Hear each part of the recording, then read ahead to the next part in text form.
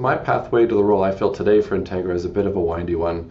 I began with Integra about 13 years ago. I was a very junior role in a really junior company, but I've had the good fortune of really good mentors and colleagues along the way. So at the start, I worked in various operational roles on the exploration side at Integra One.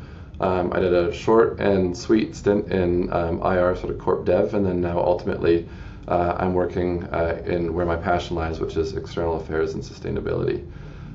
So over the years, Integra has gone through a lot of changes, no question. When I began at Integra One, it was a really junior company. It had a maybe $10 million market cap, only a few employees. It had maybe 100,000 ounce resource, no good drill target, so very much different from where we're at today. But seeing that company change and ultimately the Lamaque mine get built and sold to Eldorado was a hugely exciting 5 years, and that led to the establishment of Integra 2 in Idaho, the subsequent addition of Millennial and the Nevada North assets. And then this last year, the game change, the sort of large step change in Integra as a company in adding Florida Canyon with a producing mine. So, it's been very, very cool to be part of a whole lot of growth over the years. And if there's one thing that I can say about where the company is now, it's that I've never been more proud of the team that I work with. We truly do have a group of, really passionate, really bright, really competitive and competent, hardworking people, all working in one common direction. And I'm just really excited about where Integra is positioned. We've got an incredible team, the folks at Florida Canyon optimizing that asset into what we know it can be. The rest of us, working very hard in advancing Delamar into NEPA and hopefully, shortly thereafter cash flow. So our entire company feels very aligned and very focused, and it's an exciting time to be here.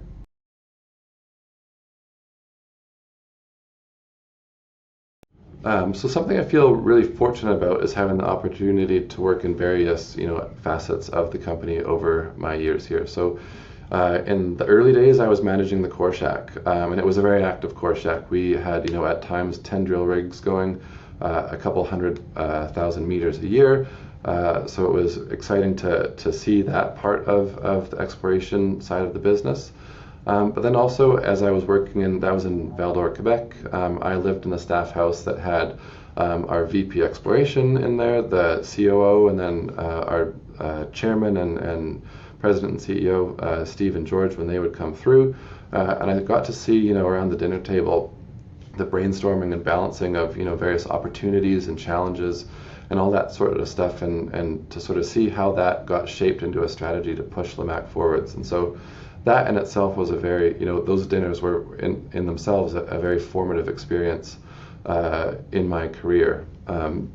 During my time out in Val-d'Or, I hosted a lot of site visits for investors, for other companies and whatnot, and that's sort of where I got my first taste of investor relations. And I knew that my long-term goal was not to be working at a project in northern Quebec, and so I tried to figure out a career path that would afford me a bit more time back in Vancouver, where I'm from. And so I did a 2-week stint or a sort of 2-on, 2-off stint, where I was a couple weeks at site and then a couple weeks back in the head office, cold calling brokers, more or less. And so this was in 2015, in a time when truly nobody wanted to talk to junior miners, certainly not like junior schmucks like me. But it was a really formative thing because it really helped me understand the interests of retail investors, institutional investors, and understanding how to market and sell. And those are key things for anybody to understand that works in a public company, because I think ultimately, any employee's job and role, their work should be accretive and should serve the shareholders in some manner. So I think it's a really important lens through which to learn a bit and view the business. So with anybody that I work with on my team now, I ensure that they always have a portion of cross training with the investor relations team. I think it's something that we should all know how to do. And then lastly, I did a bit of another stint in, it was one of those random job titles like business development, which nobody knows what they mean. But what I did when I worked in that role was a few of the really innovative projects that Integra 1 and Integra 2 now is known for. The first being the Gold Rush Challenge that turned into Disrupt Mining, which was a crowdsourcing challenge, and it brought a lot of eyeballs to Integra. And then the other thing was building the initial Integra app that has eventually produced sort of the building blocks for what is now Verify, which is a rocket ship of a company, has over 100 employees, and they're really leading the space in AI exploration targeting, and as well as sort of marketing to shareholders. So I think my work in that part of my career really taught me the value of looking at traditional challenges in the mining industry in a bit of a more innovative way. And I think there really is a lot of opportunity in the mining space for approaching traditional challenges differently, and it's something, that sort of thread of doing that is very much still alive and well at Integra today.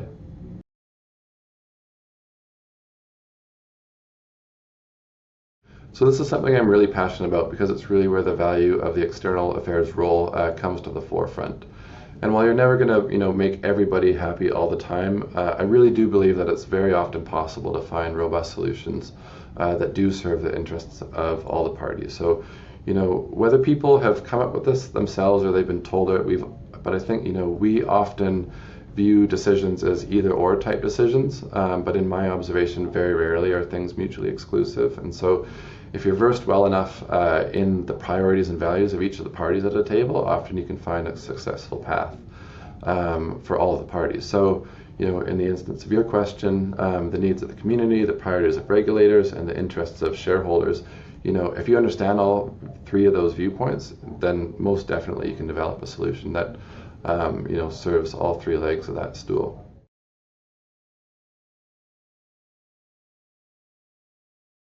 So yeah, I think ESG for a long time, as people learned about it and tried to figure out sort of an approach to it, it turned all of a sudden into ritzy, glossy annual reports. But the value isn't in that. I think the value is certainly on the ground. The value is very tangible, and it's about putting things into action. So I think it's critical to seek opportunities to engage early with stakeholders, and then you have to take that feedback back to your technical team and work together to find opportunities to insert that feedback into whatever mine plan you're working on. So at Delamar, for example, whether it was the access road, the shift schedule, some of the locations of various things that we can move around, or how we interact with water, I put it in our team's KPIs to ensure that we are tangibly showcasing examples of where stakeholder input can be seen in project design, because this work has to be tangible. Otherwise it just comes off as talk, and certainly shareholders have a very good BS sense, communities have it even better. So this sort of work has to be tangible, otherwise people see through it pretty quickly.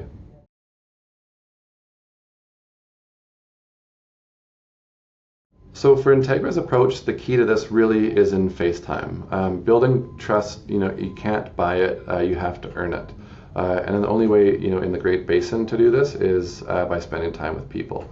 A quote that comes from one of my mentors is that stakeholder engagement is a contact sport, and I believe that full-heartedly, meaning you have to do it in person. So luckily, Integra's projects are all within 3 hours of each other, but that does absolutely mean for a lot of, we call it windscreen time, time at the driver or behind the steering wheel, driving around to see folks. And so that's key, doing it in person. But also giving people a seat at the table and sort of building the coalition of the willing. It's a huge part of it. So if Integra's success can mean success for your community, your tribal nation, or your NGO, or your small business, whatever it is, then for Integra, we seek out opportunities to partner with groups where we see potential for aligned interests. And I think, broadly, building mines is hard, there's no question, but it's a lot easier to achieve hard things when you have strong partners. So opportunities like the relationship agreement that we just signed recently with the Shoshone Paiute, it's a great example of how you turn trust building into something that drives tangible value for both Integra, the tribal nation, as well as the region as a whole.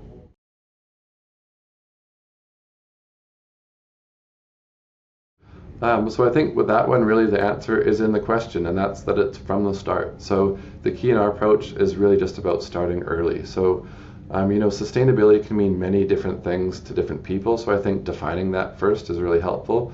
And for it to mean something to your employees and your team, for it to mean something to the people around your operations, it really helps to define it together. Otherwise, it can just come off as some sort of like corporate interpretation that comes out of left field, and it can actually sort of do a bit more to alienate you than align you. So where Integra operates, we're surrounded by people that are very generational in their thinking.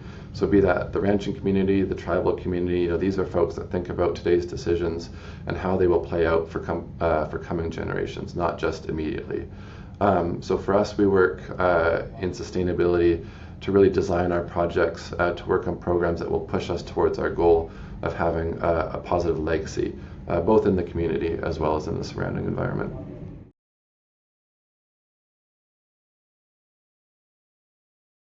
So on the policy front, I have the great fortune of working with Emily Hendrickson. We work together, and she manages our external affairs efforts on the ground. But she's also recently served as the president of the Women's Mining Coalition, which is a group of super talented women in the industry, and one of their main focuses is on policy. So I benefit a lot from her experience there. So Emily is continually monitoring and tracking policy developments, and is actually in DC this week meeting with folks on the Hill regarding Integra's projects. And so I think at the moment in the US, we're in a very fortunate time where everyone from be it state, federal, and down to the county governments are all really singing the same tune as it comes to securing domestic sources of minerals that contribute to our everyday lives. So also very topical to this conversation, last week you saw silver get added to the USGS draft critical minerals list. And so this opens up several opportunities for Integra to work with some of the various federal agencies to build some alignment between our projects and some of the policy initiatives that they're working on. So really, all in all, it's a great time to be building a gold-silver project in the US.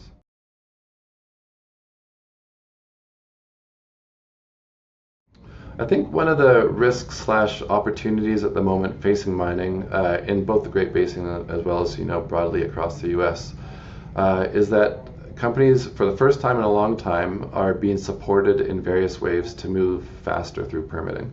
And for many of us who have sat in the sort of mine development space and experienced these super long, drawn-out permitting timelines, this is very much music to our ears. But I also think it's going to be super important for those of us in our sector that work in this to show that we can move more efficiently than before, because we need to, absolutely. But we can do so in a way that doesn't, take shortcuts that erode the public trust that our sector has been working so hard to build over the past bunch of years. So I think we all agree that mine permitting does need to go faster, that it does happen fairly slowly, and that ultimately doesn't really serve the public interest nor the corporate interest. But we do have to show that we can move more efficiently in a way that does still follow a very robust permitting process, and show that we're doing so because we believe in its value rather than that we're being told to do it. So I think truly what we're faced with at the moment is a really good opportunity to build trust between society and miners as we're all here at the table trying to figure out how to more quickly and responsibly mine minerals at home in America.